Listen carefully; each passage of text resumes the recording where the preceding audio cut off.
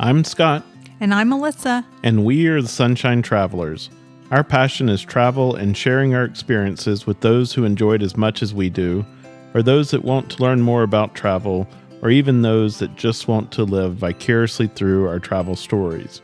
No matter where you fall along that journey, get ready to hear firsthand experiences as we visit some of the most interesting and amazing places on Earth. In this episode, we have two guest travelers joining us to talk about one of our bucket list destinations of Alaska that we traveled together on. We'll discover how do you get there, what do you do, and what do you need to pack. Our special guest will help us answer these questions based on our firsthand travel experiences. So pack your bags and let's get started on this journey to Alaska. Melissa and I love sharing our travel experiences with you, and it's even more fun when we can have guests join us that traveled with us on some of these trips. Please join me in welcoming to the show Melissa's sisters, Laura and Stephanie. Hello. Hi. Alaska was on our bucket list of destinations, but when we look back at our old bucket list that was written on the chalkboard wall in our kitchen, it said Alaska Cruise. In this case, though, we did more of a driving trip around Alaska and ended with an epic trip to Denali National Park. And one thing that I wanted to share as we get started is as we planned for this episode, we sat around together and looked through pictures and videos and laughed and reminisced about things that one of us remembered and others of us said, oh, I forgot all about that. I was just reminded again that when we spend our resources on travel, how much it enriches our lives beyond just that trip. And we have those memories to hold on to forever, when things that we would have purchased with those resources would have just been long since forgotten. Yeah, that is so true. And, we're all about the experience, not so much the gift. And we do that a lot with our kids now that they're grown. So let's talk about Alaska. And why was this not a cruise? Because we had it written on our wall, Alaska Cruise. So we had a couple family members who joined us on the trip who could not cruise due to motion issues. So that was really the biggest reason we did not cruise. But also, I had a few friends who had done Alaska in a road trip and just raved about it. And so why Alaska? Why did we do this trip all together? And I guess talk about a little bit like who all went and then why we did it all together to Alaska. We went for my 40th birthday surrounding that celebration of hitting the big 4-0. And I don't remember exactly why I really just wanted to see Alaska. I can't remember the exact reason or what I saw to trigger that, but it was just this desire to see a part of the country I'd never seen before. So we traveled. So it was Laura, me, Stephanie, my husband Ed, our cousin Vanessa, and then Melissa, Scott, and their son Will. So we had 7 of us total. And so let's talk a little bit about how we got there and where we started on our road trip. Yeah, because we didn't all go together, the 7 of us. So Ed works for Delta Airlines, and we fly standby. So we got really lucky and were able to get a direct flight to Anchorage, and we even got first class on the way there, which does not happen nowadays. So that is how Ed and I got there. I had purchased a ticket, and so I had a direct flight to Anchorage. And I know that for Scott and myself and our son Will, in this particular trip, we used Delta Sky Miles to purchase the trip. And we actually went through Seattle on the way there. And so, Stephanie, I want to ask you real quick so how did you plan for doing this on standby? And did you... because we obviously were going to start the road trip and had reservations and certain things. So what if you had not gotten on a flight? And how early, I guess, did you start to make that journey? Sure, that's a great question. So we did start a little bit earlier than y'all, for example. And we always nowadays put in a little bit of buffer at the beginning of our trip if we don't make our first flight. And we've also figured out there's something called Zeding where we can fly on other airlines. So that gives us a lot of backup options on airlines like Alaskan. Thankfully, we didn't have to use that this trip, but we had a backup to the backup to the backup. Melissa, why didn't we take that? I mean, if they got first class, why didn't we take that direct flight? I really have no idea. I'd have to look back. Probably it had something to do with maybe the number of miles that it took. I know that we did a red eye nonstop back to Atlanta on the way home, but for some reason we did a one stop, and I have a feeling just with 3 people, it had to do with the number of miles that it took. So let's talk a little bit about how we plan the itinerary, like where all we went, because obviously you can't see all of Alaska, how long we went for, and what parts of Alaska we saw. We flew in and out of Anchorage, but didn't really spend a lot of time in Anchorage. We mostly spent time on the road. So we started out in Anchorage, and we mostly just flew in and out of there. We didn't spend much time in Anchorage.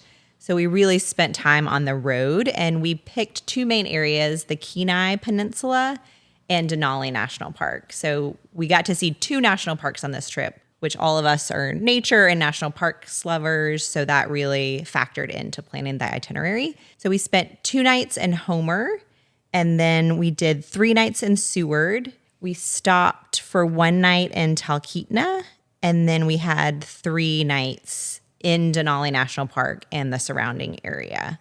So a little over a week. I think one of the things, just taking a step back for just a minute, in the introduction, we didn't really give much information about Stephanie, but Stephanie is another one of our world travelers.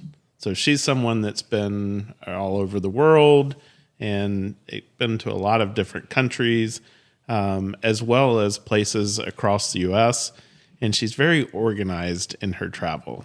And I remember when we got the itinerary and it was in a spreadsheet and it was by day, and I was like, oh my gosh, we're going to have every second mapped out on the day.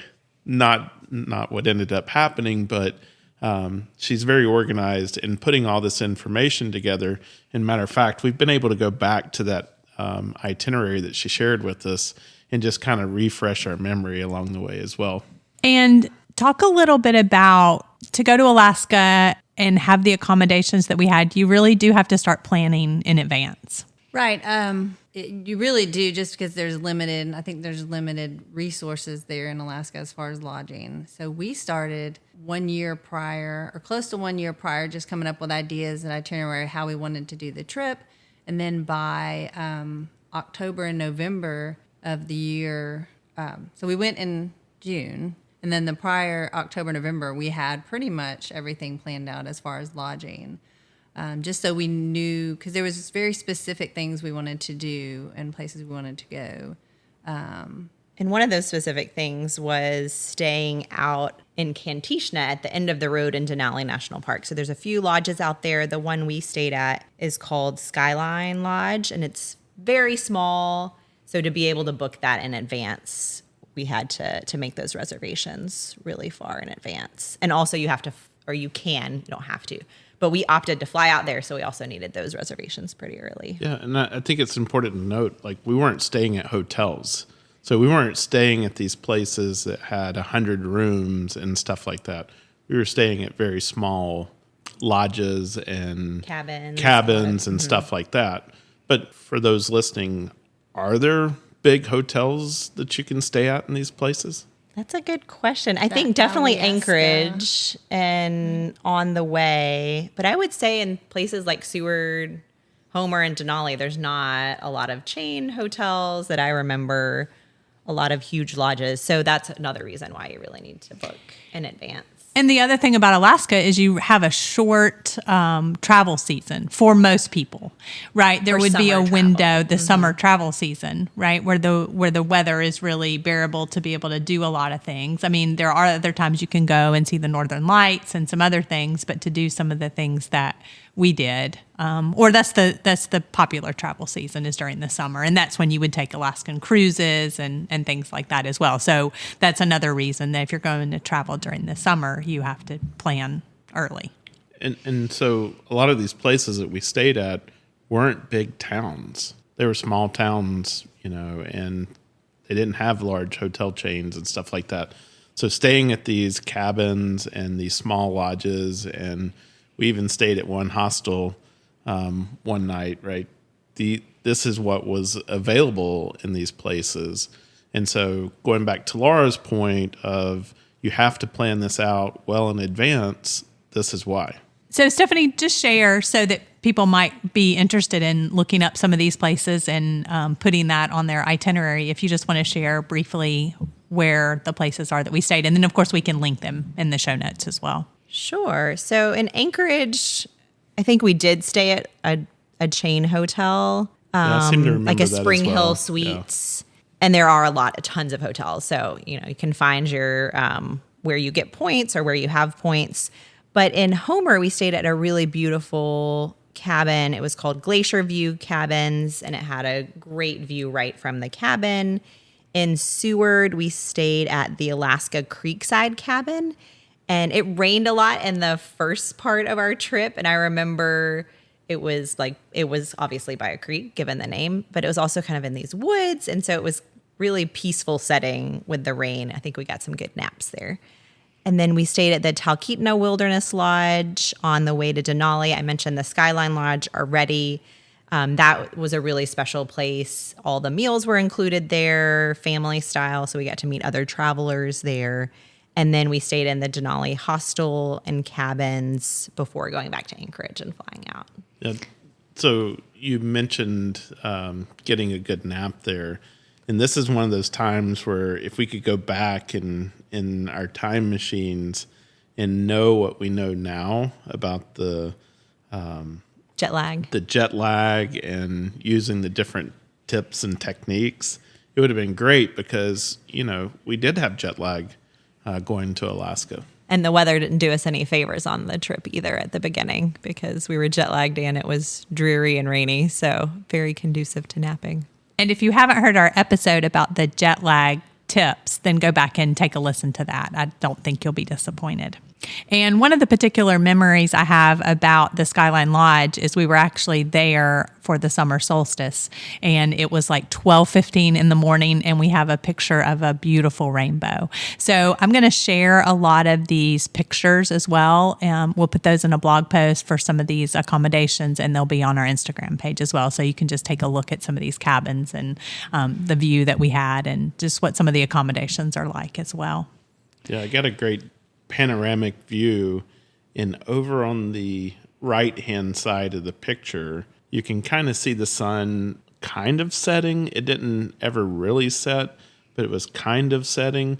And then on the left side was this beautiful rainbow, and that was 12:15 in the morning. Right. Yes. So let's talk about what a typical day was like. And I want to mention, too, that we had 7 people.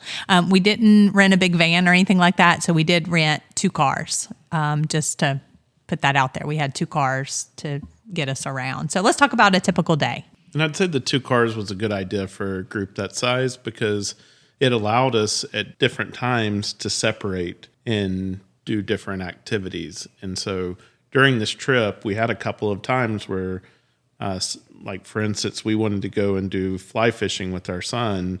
And so we went and did that. And while we were off fly fishing, Stephanie and Laura and Vanessa and Ed went off and did their thing. So that's a good point. We hadn't really talked about that, but yeah, that's absolutely a good point. So yeah, and when I plan itineraries, especially with a lot of people, one of the things I try to do is kind of ask people, like, what's top of your list? What's top of your list to fit in all the different things people want?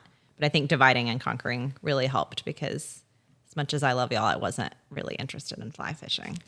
But you missed the bald eagle. We did see some others, though. We'll get to that in the wildlife section. So I think a typical day, we did lots of eating, which I think we'll get to. We ate really well the whole trip, and that's a guarantee if you travel with me and Ed that you will eat well. And then we had a lot of kind of anchor activities that we did. Scott and Mel mentioned some of them, but we had certain things. We had reservations for some big things that we wanted to do. So one example in Homer is we did a really special dinner for Laura for her birthday, and we had reservations for that going to the Sultry restaurant at Halibut Cove. And so we knew that we had those reservations, and that was a 5-hour dinner cruise that we did. In Seward, there's a lot of different things to do in Seward, and we'll get into those details. But we were really flexible in Seward because of the weather. So that's one thing I would advise is baking some flexibility into your schedule. So even though we had a really detailed itinerary, we were really flexible because you're not going to enjoy some activities if the weather's crappy. And for us at that time of year, we did have some crappy weather. We did. We definitely did. So let's talk about some of the specific things that we did then. Let's just kind of go down through the list of what we did in each town and what maybe some of us did and what other people did, kind of the highlights of what people might want to see in each location then. So on the way from Anchorage to Homer, we took a scenic drive along the Turnagain Arm and through the Chugach mountain range. On a side note, you can also take a railroad. There's a railroad along there, the Alaskan Railroad. So you could do it as a train journey. For us, it wasn't economical to do that. So that's why we drove. But I'm sure that would also be really beautiful. We stopped and did the tram ride at the Alyeska Resort and had lunch in the little town there as well. And then our other highlight of that day was stopping at the Alaska Wildlife Conservation Center. And it's a sanctuary for injured and orphaned bears, moose, and other animals. It was pouring down rain, but it was still a really amazing stop. One of the things that I remember about the conservation center too was that right off the bat, we got to see a lot of the animals that you think, okay, I'm going to Alaska and see those animals. Now, later on, we got to see a lot of those in the wild, but it was almost like, okay, we've seen bears and we've seen some of the moose and we've seen some of those things. So you're not like waiting the whole time hoping that you get to see them. But we did see them in the wild as well. So once we got to Homer, one of our big highlights, and this is where we started to sort of split up and do different things based on people's interests, but Laura, Ed, Will, and I did a float plane tour of the area, and that was really amazing to see some of the glaciers, to see Kachemak Bay from the air. One thing I would say for that, do pack your Dramamine if you are motion sensitive. Ed did not, and we got to watch sweat bead up on his neck. But even then, he said it was still worth it, even though he was feeling ill from that. So that was definitely a highlight. You can't go to Homer without walking along the Homer Spit, which is right along the bay. There's restaurants, and that has the harbor where we took the ferry over to Halibut Cove. Homer also is home to a lot of different art galleries, so spend some time just wandering, looking at the art, doing some shopping, and of course eating. So a couple of the places that we ate were at the Wild Honey Creperie, and we also went to the farmer's market. We like going to farmer's markets. That's a good way to kind of get a local experience. So we had one of our lunches at a farmer's market. And so one of the things that we wanted to do while we were in Homer, our son Will was huge into fishing. And so we wanted to be able to take him fly fishing for salmon while we were there. But unfortunately, this particular June, they just weren't having a very good season. So we'd organized it with a guide, and he did his very best. Instead of fishing on a river, we ended up fishing in a little bay, I guess it was. Well, they had closed the rivers to fishing because the spawn was a little bit delayed or something like that. And so the numbers inside the rivers were not high enough. And so, once again, best laid plans, there's nothing you can do about that if the government closes those rivers and streams down. But he did take us to a bay where there were some fish inside there, and we got to do some fly fishing, and that's where we got the up close, firsthand experience with the bald eagle. Yeah, so the guy's little helper guy was supposed to be like on point, like watching the fish. Scott was the only one who caught a fish, and somehow it ended up on the bank, and we were supposed to... That's what they told us to do, is as we caught the fish, you put it up on the bank, and the little helper guy was supposed to watch your fish and do different things. Well, he got caught up in watching something else, or I don't know what he was doing, taking a break. So we got to watch a bald eagle enjoy that salmon. Yeah. So that was a up close and personal bald eagle experience for And us. it was a king salmon too. And so like you were limited to the number of those that you could catch. And so I was only allowed to have one, but the bald eagle came and took my salmon away. So there again, our travel memories. All right, so let's keep going on the trip. So Homer, anything else about Homer? One of the highlights in Homer was going over. What we did was we took a 5-hour dinner cruise over to Halibut Cove. It's a small community where you have to take a boat over from Homer. And we ate at a restaurant called the Saltry. So it was a really unique experience and just another neat experience we had in Homer. And that was a recommendation from one of my friends who grew up going to Alaska. Her family had a house on Kenai Peninsula. So that was, I don't know that we would have known about that except for my friend Megan telling us that. So recommendations. And so we'll link that for you. And that one you said you had to make reservations planned pretty far in advance, right? We book did, that yes. ferry and have the dinner. It's cutest little town. Again, little art galleries. And you're just, I mean, when you think about it and you're somewhere like that, you've taken a boat and you've driven and you're far, way out in the wilderness. Mm-hmm. And we saw otters in the water. Yeah. Just the ferry itself was kind of older and unique. As we were looking at pictures last night and just kind of reminiscing about this trip, we all noticed that we had these pictures of this otter out in the water, and he was kind of playing and, interacting with us, as we were on the boat. And so that was really cool. We also found pictures of the food at the Saltry. So it was that good that we took pictures of the food. So we reminisced about the different seafood dishes we had. Yes. So we'll definitely put, that's a great point. So we'll definitely put that link and then also where you can find some pictures, a link to where you can find some pictures of what we had to eat. Octopus. So, Octopus. So on from Homer, we continued on to where? We went to Seward. So we were in Seward for 3 nights, and that was the longest that we stayed in one accommodation. So we really had a good base there in Seward. And this is where we really needed that patience and flexibility because the weather was not in our favor. So one of the things that we had booked as a highlight that you really can't miss in Homer is doing a tour of the national park, the Kenai Fjords National Park, where you can go out and get up close and personal to the glaciers and icebergs.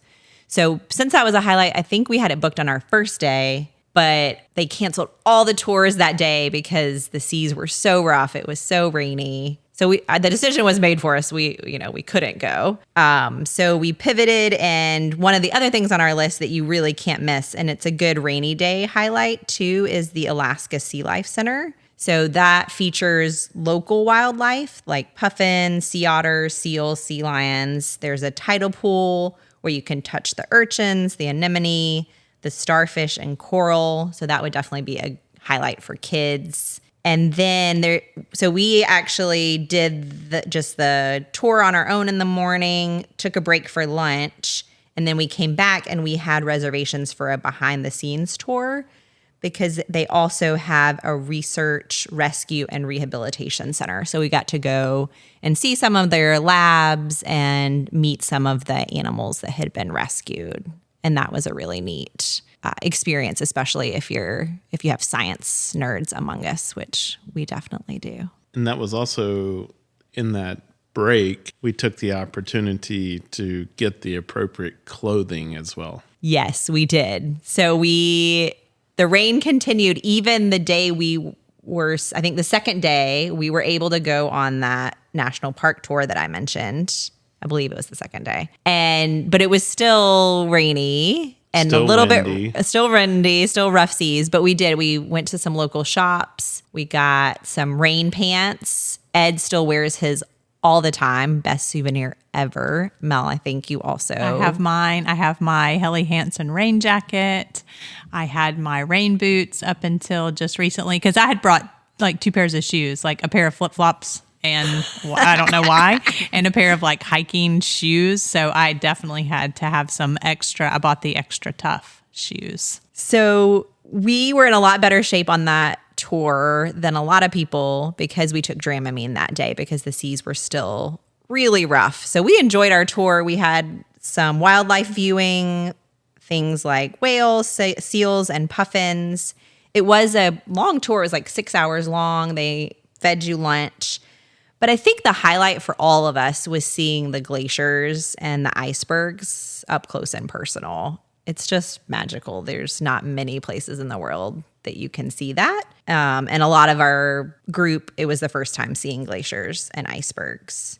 I remember we stayed kind of in that bay for, I don't know, 20, 30 minutes, and they were watching, hoping that there was going to be like an avalanche of ice, because there's a few little pieces that would fall down, and you know, maybe you've seen videos of it before when you have those big ice shelves just fall into the water, and how neat that is. But I don't think we were able to really see that happen. But it was a great, you know, just being there was very magical.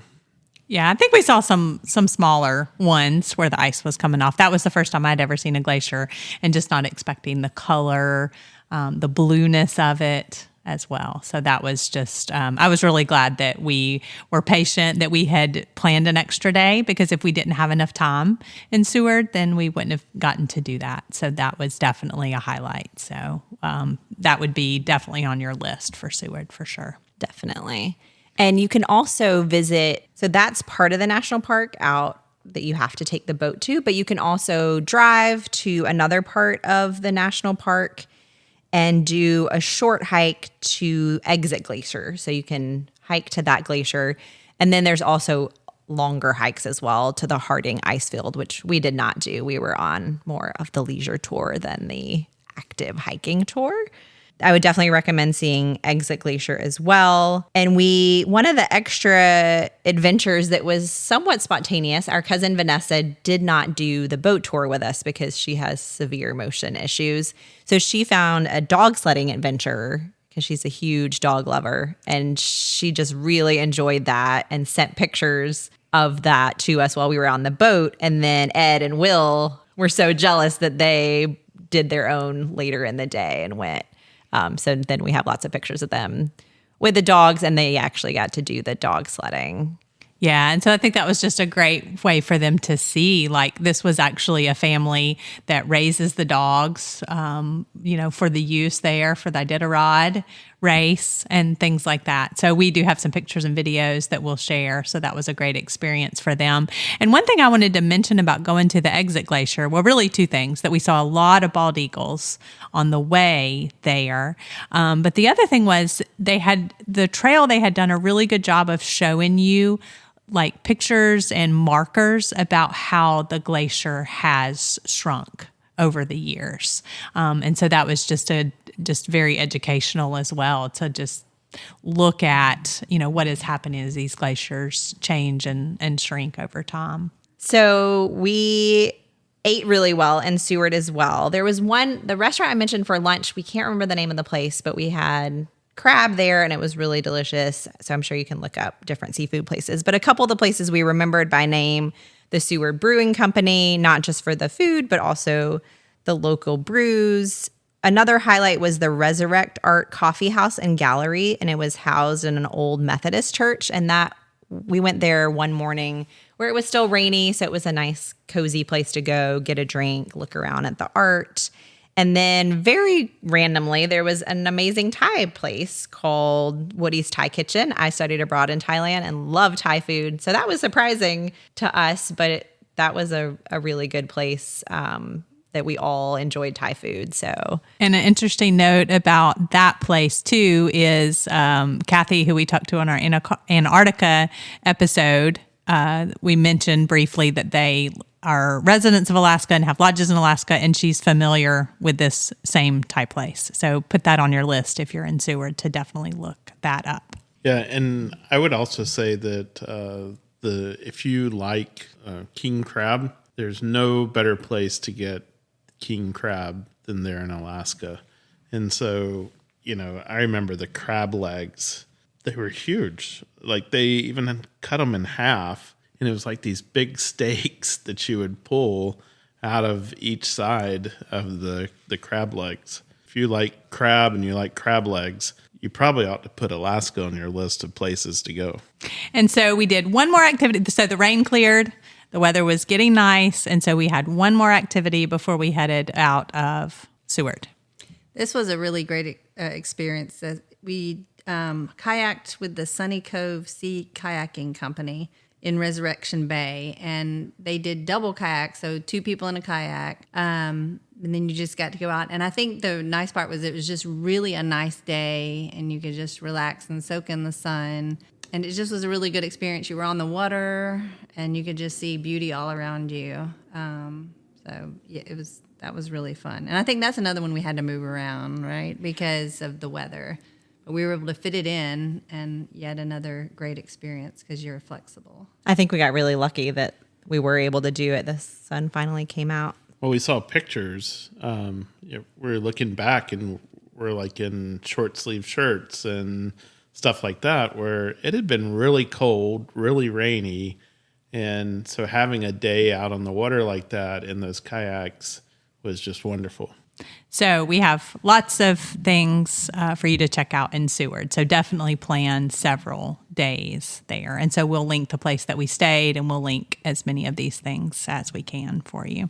So then going on from Seward, we traveled next to... So we moved away from coastal Alaska and went into the interior. And we did a stop in a little town called Talkeetna on the way, and stayed, I think I mentioned before, at the cabins there that we stayed at. We had a really short stop over here, so we mostly just ate, is what I remember. So we went to the Denali Brewing Company, and we had beer there. We also were able to get some local cider. Several of us really love cider, so that was memorable. And we got really lucky, and the food truck was about to close, but we got to order some food before they headed off. So that's what we did for dinner that night.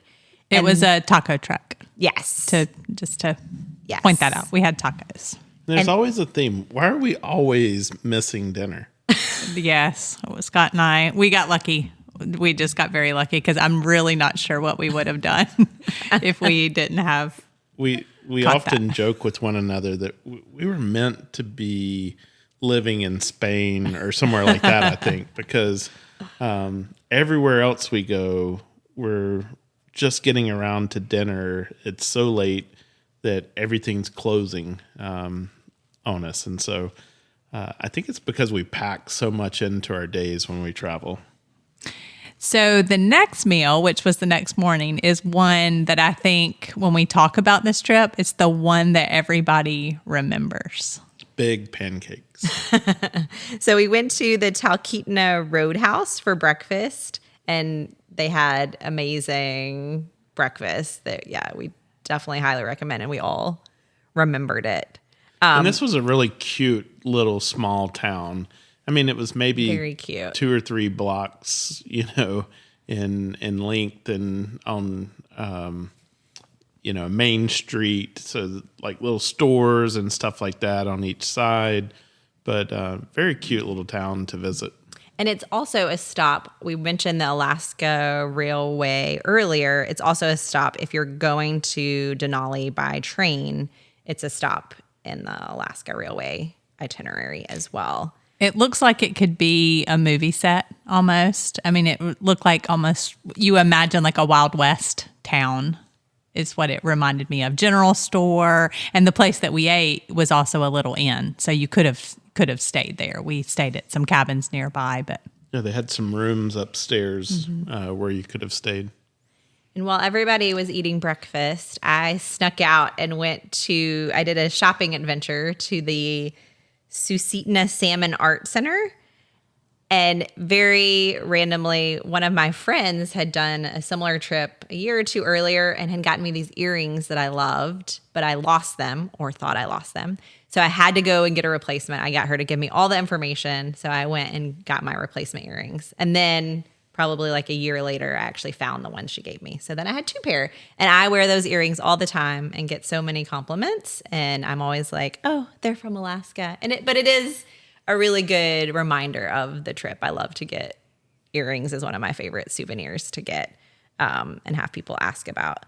And so what was the name of the place again? It was the Talkeetna Salmon Art Center, and all proceeds go towards the preservation of native fish and their habitats. Yeah. So shop and do good to the fish. And so from there, one of the moments I think we had all been excited about and waiting on was going to the national park.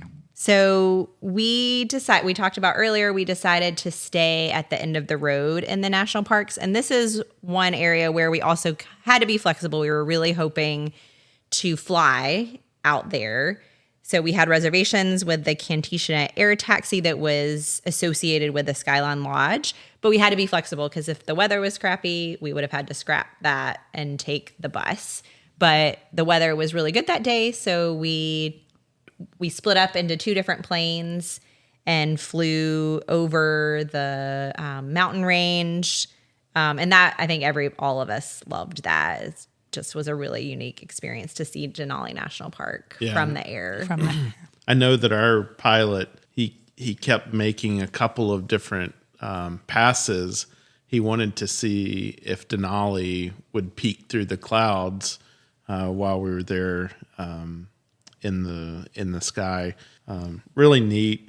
We didn't get to see Denali on that trip, but Well, Scott and I didn't see Denali. So the funny thing about Denali is while we were driving up to the airport, you see this mountain range all the way on the side, and you're like, is that Denali? Is that Denali? And people would be like, you'll know it when you see it. And I was like, I'm never going to know when I see this. Later on in the trip, Stephanie and I do a mountain or take the bikes from the lodge up to a campground just to, see a little bit more. And we stop, and for like 5 minutes, you could see Denali. And I was like, oh, wow. I freaked out. I was like, wow. And they were right. You know it because it's huge. But there's all these mountain ranges. You're like, And I think especially, we live on the East Coast where we're not used to mountains that are so tall. So anything to us, we're like, well, that could be Denali. So we had a joke that we ended up calling it finale, fake Denali. Like we saw finale. Now, did we see Denali? We did end up seeing Denali for 5 minutes, as Laura said. And this is interesting fact. I don't know that we knew this going into it. There's something called the 30% Club. Only 30% of visitors to Denali National Park actually see Denali because that's how rare it is to see it because it's 20,000 feet up in the clouds. Yeah, that's what I was about to say is the reason why is because it's usually covered by clouds.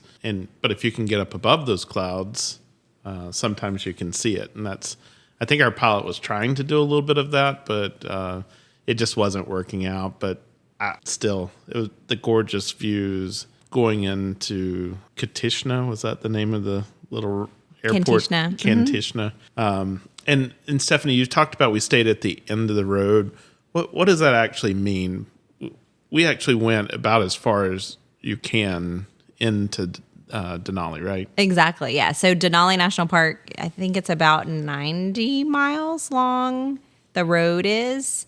And so from our lodge where we stayed, we could walk to the sign that said end of the road. So yeah, it's literally the end of the road. If you want to go any farther, you have to go on foot. So the other way to get there is by bus, and then the bus turns around and goes back. So when we arrived at the lodge, we got checked in, and then we wanted to go to this sign I just mentioned, the end of the road sign. So we, got our shoes on, headed out of the lodge, get to this sign, and we are swarmed by the biggest mosquitoes any of us have ever seen. And we were dancing around trying to get these mosquitoes off of us. So that was one thing that was pretty funny that we were not prepared for. And we got back to the lodge and realized that they had all this mosquito gear, like this netting you put over your head. I don't even know the official name for it. But that made us laugh really hard that we just left the lodge, had no clue whatsoever. Because we're all from Georgia. So we're just like, okay, mosquitoes, we're used to mosquitoes. And you think, I'm going to Alaska. I mean, there's no way there are mosquitoes there. Well, because you talk about in Georgia, you say, oh, if you had a really cold winter, the bugs aren't going to be as bad come spring and summer. And that's just one of the things that you count on. And so you would think in your mind, well, you got all this snow and ice and stuff on the ground in Alaska, so obviously there's going to be no bugs. But what it does is it creates a marshland, and those mosquitoes just thrive in that marshland as that permafrost, thaws and the grounds get wet, and then those mosquitoes just, like Stephanie said, they will swarm you, and some of them were probably as big as birds. Or they felt that way anyway. They felt like that. And even the mosquitoes were worse at the end of the road where we stayed versus the entrance to Denali. So that's something to note. If you're not even going all the way in, you won't have that experience. But we learned our lesson, and then the next hike that we took, we all geared up, and we have funny pictures of all of us in our mosquito nets, but you really needed it. So you needed your mosquito net and bear spray, which the lodge provided that as well, so that you were prepared for all types of wildlife encounters. And so we've also learned is that from there, the further in the summer, the further you go toward the Arctic Circle, the mosquitoes get actually worse. So just one thing to note. And the other thing about, we wanted to make sure when planning this that we wanted to plan to fly in, because if you plan to take the bus in and then fly out, that's really your only opportunity to take that flight. And then if you can't do that one, then you wouldn't get to do that at all. Correct? So, right. So for example, we, if we had not been able to flown in and had taken the bus, then we could have at least tried to take it out. So we had like 2 chances, but if you take the bus in and then plan to do that. So that might just be something that people need to be aware of, just because the weather is so variable. But the bus also offered us an opportunity to see a whole different set of scenery and wildlife and things like that we didn't see as we were flying in on the little small planes. Yeah, I would definitely say do the bus tour at least one way, because you do get to see more of the park in a different way. So on the way back, after we stayed at the Skyline Lodge, going back to the park entrance, I think the highlight, of course, everybody wants to see bears in Alaska. So we saw a grizzly mama and her 2 cubs. And the bus that you're on is actually an old school bus, which was kind of funny. But they stopped the bus. We let the windows down. We were taking pictures outside, out of the bus while safely inside the bus. And one tip there, Ed actually rented a camera because we didn't have a really nice camera at that time, or just, to keep up with the technology. And so he got some really good pictures of the wildlife during the trip, the grizzly bears, the bald eagles. So if you don't have a camera, but you're doing a trip specifically for wildlife viewing, that's something you could consider doing. That's a great tip. That is a good tip. I mean, we talk about taking your camera a lot on our episodes because I love photography, but renting one is a really good option for a lot of people rather than investing the $5,000 to $10,000 these days for a good quality camera. And so we should also point out, why did we ride this bus? Because they don't let you drive. Yes. Into I don't know why. So you can't drive. So it's not an option We were stuck. right. So even though it wasn't because we flew in, so now we've got to take this bus out. Yes. You can only go so far into the park. A lot of national parks, it's become more common. I think during COVID, a lot of national parks limit the number of visitors, and one of the ways they can do that is by not letting people drive their own cars. And Denali is one of those. It's just such a popular park that they only let you bus in, which was kind of nice, honestly. Yeah, then it really protects the wildlife and the scenery and stuff like that by not having a bunch of cars inside there. And so I assume we had a reservation. We did have a reservation on the bus. But yes. There is a certain length, though, because I remember there was at one point there were cars And matter of fact, we took our car even and went into the park. That's true. I think, I can't remember what the marker was. Maybe one of the visitor centers, like midway. But I think you can, but if you want to go past a certain point, you have to ride the bus. Because after we got back out, we got the car and we drove back in. And I remember that's where we saw some additional dog sledding demonstrations and stuff like that. We did our shopping for souvenirs at the visitor center. But I mean, if you didn't have the time to go and spend several days inside the park, you definitely should do that part and drive into that visitor center because just even along the way, I mean, beautiful sceneries, beautiful opportunities to try to see Denali right there. And so I would recommend that if you couldn't go and spend several days inside the park. And we did a hike too. We did another hike there. And if you had taken the train, they have some shuttles as well to take you a little ways into the park. And we also I had a friend who was a ranger at Denali at that time and was stationed at Wonder Lake Campground that we mountain biked to. But one night, I think all of us rode the bus and went to one of the programs that he was doing at Wonder Lake Campground.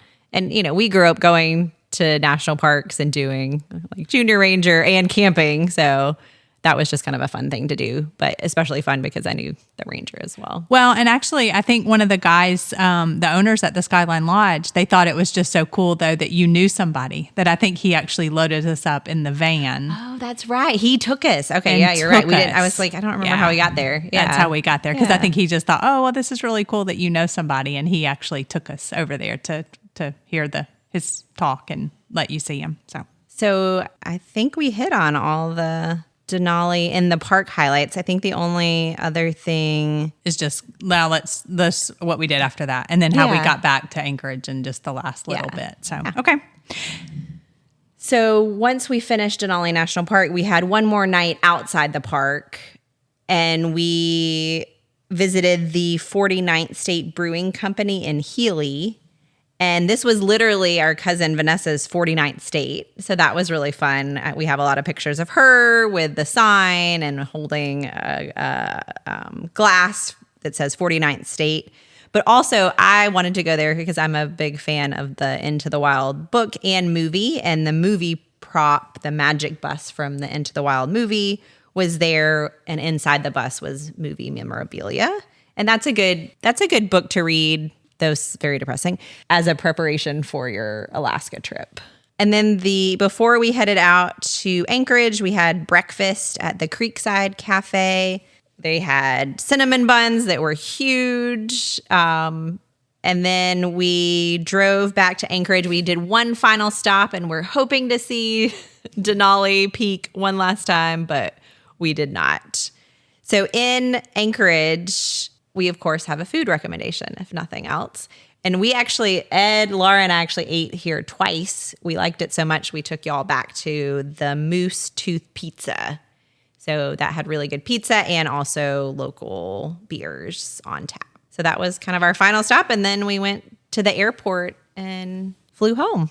And I think for most of the time, it's a red eye back from Alaska. Is that typically true? Back to the East Coast, probably. Mm-hmm. So Laura, what would you say was your most memorable thing from Alaska? I think at the end of the road, the place we stayed at the end of the road in Denali, like you mentioned, the sunset rainbow, it was just gorgeous, and it was the middle of the night. So it was just a unique experience. As a whole, I don't know. It's just, we did so many unique things, but I think that was just something I will always remember. That and mosquitoes the size of small birds. Stephanie, do you have one of the most memorable thing for you? I think just all of us being together and getting to celebrate Laura was just really fun. And, it's just a unique thing. I don't know that the 7 of us will do a trip like that again, right? Now we're at different phases of life. So I think just having all those memories is really special.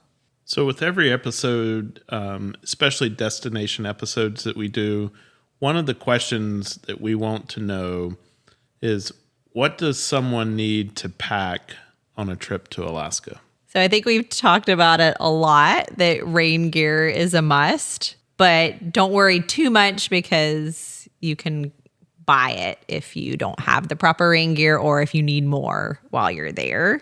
Yeah, and we're not talking about the 97-cent poncho from Walmart here. You need some serious rain gear. Yeah, boots, I think, are also on my list, and just lots of layers because, as Scott mentioned earlier, sometimes we were kind of hot in short sleeves, but then we were very cold a lot, so jackets, long sleeves. And then one of my biggest tips actually for packing is we did laundry. There was a laundromat in Seward. So, maybe not like the most fun vacation thing, like doing laundry. But we did laundry halfway through the trip, and that really cut down on what we needed to pack. As someone who flies standby a lot, we really try to pack in just a carry-on. And so that's hard to do in a cooler weather location. So doing laundry halfway through the trip really helped us to be able to, not pack a lot of stuff. And sometimes too, you can find places that are like wash and fold. So if you could find that, and you had an activity, you could drop it off.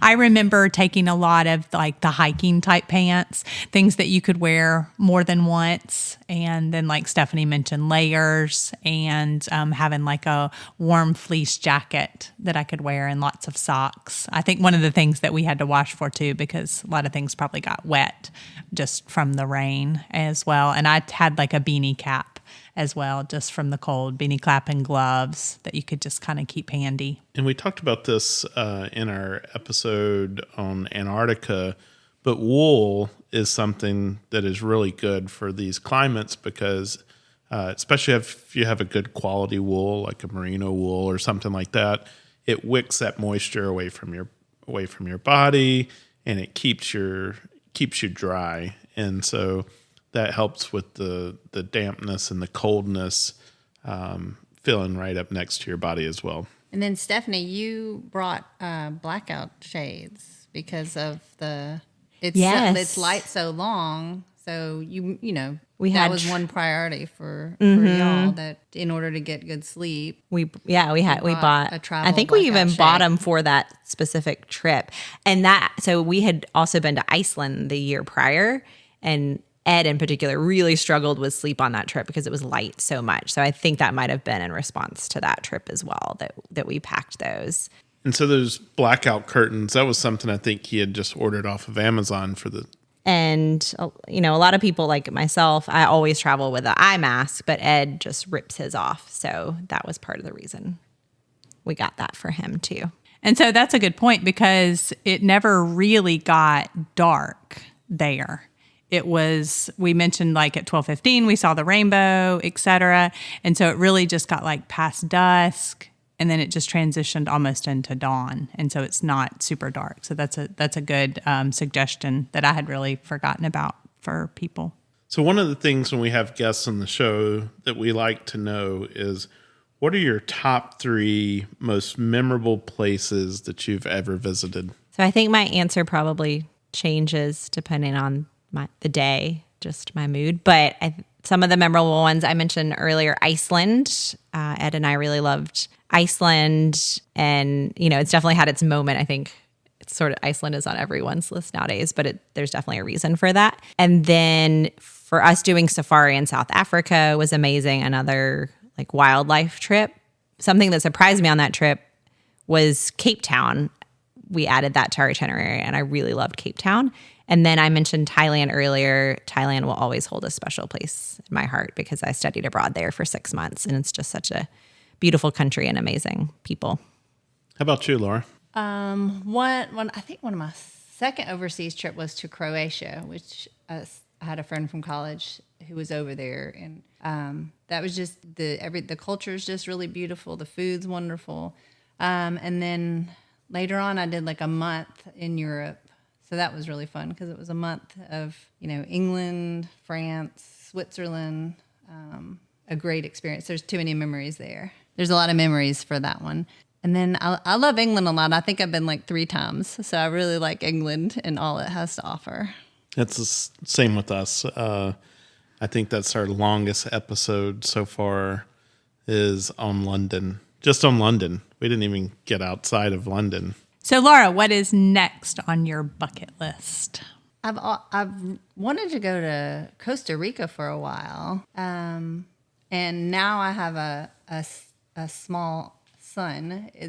Travel is a little bit more difficult. My first travel with him, big travel was Hawaii, and I made it, but I would do a few things different.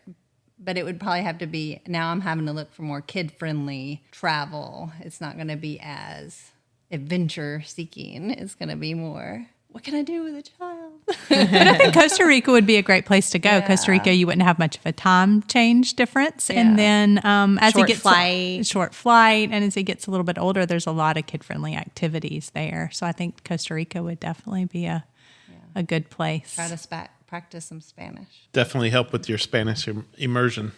So all right, Stephanie, how many places I have a really are hard on, time with this question. How many places are on Stephanie's bucket list? Yeah, I had before Leo deleted it. I had a list on my phone of all the places I want to go, but they're still in my head. So I think Antarctica is top of my list, just like it is for y'all, because one of the reasons for me is I've been to 6 continents, so that would be my 7th.